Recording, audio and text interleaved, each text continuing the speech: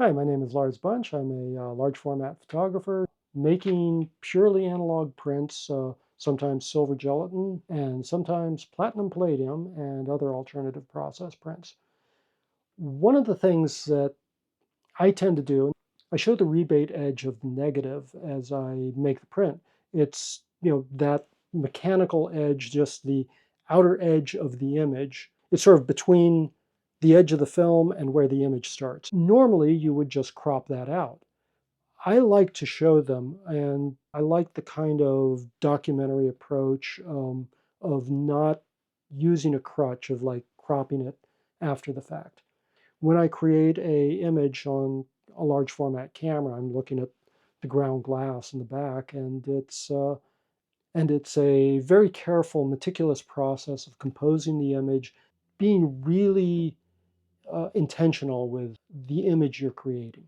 One of my all-time favorite photographers is Joseph Sudek, and I have a few books of his work, and a lot of them show the contact prints of the full piece of film that he was shooting, and that shows the rebate edge. Normally, he cropped them, but this book happened to show those edges. He was using old glass plate holders.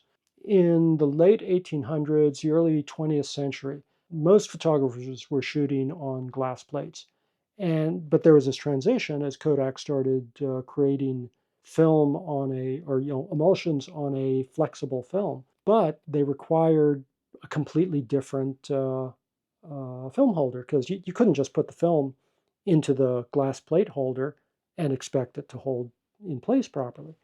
Nobody wanted to spend a whole bunch of money buying new film holders. So somebody came up with a great idea of creating a metal septum that would hold the film, and that you could place that into the glass plate holder, and it just had these tabs that hold the film in place, and you would normally crop those out, not a big deal.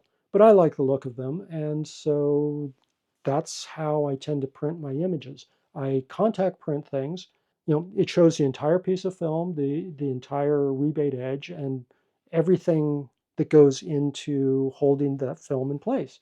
I like showing the mechanical process of the image as a physical thing, as a physical object, and all the processes that went into creating that image. I tend to favor very tranquil, calm images. I like a sense of peace when I look at my images. You see these images and they have like this very brushy edge. I'm using the platinum palladium printing process. I like the look of it. Part of it is just, I like the craft work of it. I like the physicality of taking a piece of paper and painting an emulsion onto it and exposing it to light and then developing it.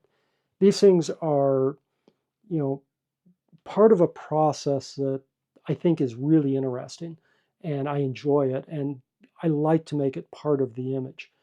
Because I like these tranquil images, I like the kind of chaotic visual noise of that brush strokey edge.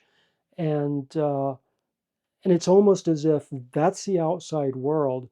It's the frame around the image, and then you move into the image, and there you have this peace and tranquility. And you can rest there for a moment, looking at that image. And after a moment, you're ready to look at something else, and you back out, and there's the edges again, and you move on. Those brush strokes are the outside world and framed out. These photographs are for sale. I have both silver gelatin images and platinum palladium images. These are all analog. They start out on film.